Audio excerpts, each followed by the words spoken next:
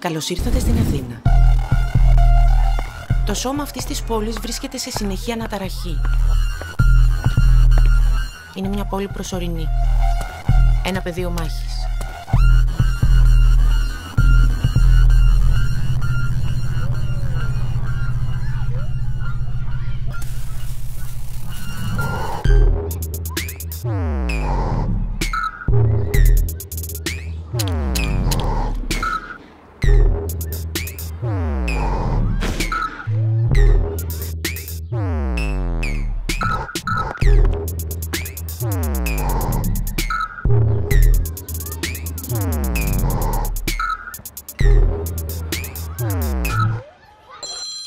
Ναι. Ναι.